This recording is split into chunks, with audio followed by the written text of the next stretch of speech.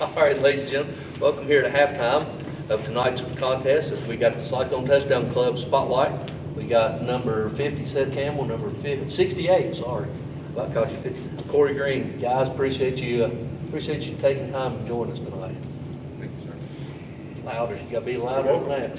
Thank you. All right, we'll start off with the question. Both of you coming in with 3 years starting on the I think both of you started for the last 2 or 3 years on the offensive line. It's your first one. It's my first year. I've been a starter for 2 But years. you've been in there. I've been around here. Talking to Coach Pierce and working with Coach Pierce and then working with Coach Whitehead, what's the two things different between the two and also what's very similar? You know, Coach Whitehead, he's a more chilled out dude. You get Pierce, like you mess up, it's like he's into you, like you Old mess. school? Yeah, he's old school. Some of the similar things is they both they work with you and they want to get you better no matter what. They'll work with you and they'll set time during practice. Like Coach Whitehead this year, he worked with me and coaching on our pass sets. I'm just going to kind of repeat off what he said. Two very similar people. The only goal both of them had for all of us was just to make us better, better competitors, better teammates. And just like he said, two totally different people. One more chilled out, relaxed, and Pierce, kind of high-tempered, Yeah. It didn't take much to set him off. Yeah, he was a little high-strung, but super intelligent. Yeah, he's a great guy. He is. I think we're Great guy and great coach. Yeah, he is. Now, if you're looking back as the seasons went along, like the Johnson City game, we was firing on all cylinders. Then Moorestown, we struggled just a little bit. Struggled just a little bit more coming on.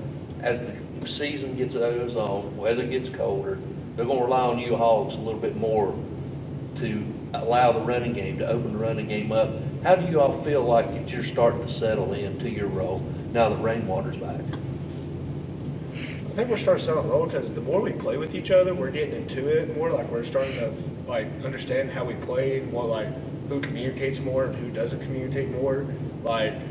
Josh, he's always communicating. No matter what, he's pointing stuff out. We got Rainwater and Wyatt. They're saying what techniques we're running. We're calling out outs now. It's starting to progress and we're starting to roll.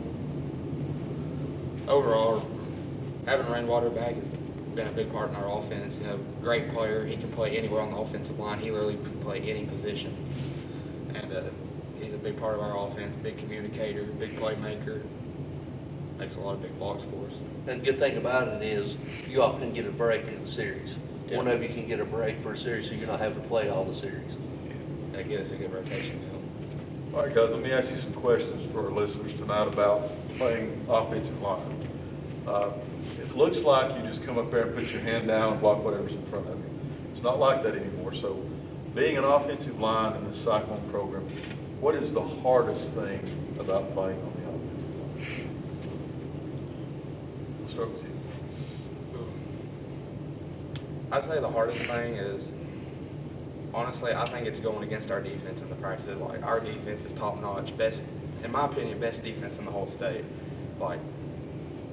We go against our own defense, it's getting us better every day, and can't say much more than that. We have a great defense, makes us better each and every day. Same thing with our defense. I've been going against those guys for a whole year. Ben Adams, I've been studying his game for this whole year because I've been going against him. Sometimes he still gets me with his moves. And even from going against him to PAT, that's the hardest PAT I've gone against. Those guys come right at me. I've not had a guy come at me like they have at practice. Okay, good. All right, what's the reverse of that? What's the easiest thing about being an offensive lineman in this Elizabeth program? Keep it first, I don't think about that one. Something easy. I think being being a big guy for me and Cookie, it's kind of easier to get on people and get a block. So I feel like it's kind of easier for us to block smaller guys that we've gone against. And that's the same thing. I guess where Ben Adams is a smaller guy, he's kind of fast. It's helped me progress in blocking faster people. I'll have to go pretty much kind of what he said there. It's just a lot easier. In my opinion, I like pass blocking. I feel like it's a lot easier than trying to get on guys trying to run block them because, you got all kinds of crazy slants and everything where, you're pass set and you kind of get back and read what everybody's doing. Make it up easier. last year, your starter played. It took a while to kind of mesh last year.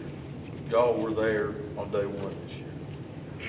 For you, not only on the offensive line, but as a team, what feels different about 2023 than 2022? Overall, I think we just have a much better team chemistry this year with each other. Like during like the off season and the summer, we just like bonded with each other and like had better relationships with each other. Where last year, everybody was kind of scrambled around. Not a lot of people knew what they was going to be playing, what they was going to be doing. Everything was just crazy last year. But this year was a much better year, a lot better team chemistry, better team player relationships. It's just a lot better year. And that started way before the season started. Yeah, this started off season. That's the same thing I said. We start off in the off season. We go hang out. We go eat because we like to go eat. Yeah, And I can tell. we all like find a place. We'll make a place and we'll He go likes eat. to eat too. We'll go around, hang out. Like we'll go places. Senior meal. Like a lot of us offensive linemen are seniors, so we'll go hang out and eat at places and stuff. So our chemistry's built more, I guess, together than it has ever been. All right, final question. We've asked this of especially the seniors. So this is for you, Corey. You think about this. Your Cyclone, at the end of your Cyclone career, what do you want to be known as your legacy? And Seth, what do you want to be known as leading up to now? So when somebody looks 5 years, 10 years down the road, they're going to say Corey Green was what? I want them to know that I was a guy who would come in the weight room and who'd give his all to the team. Like no matter what, like we'd be down by how many points you ever want to say, and I'm still going to be hitting the guy in front of me, not quitting, never giving up. Seth, what do you want to be known as? You still got one more year to work on it. What do you want to be known as?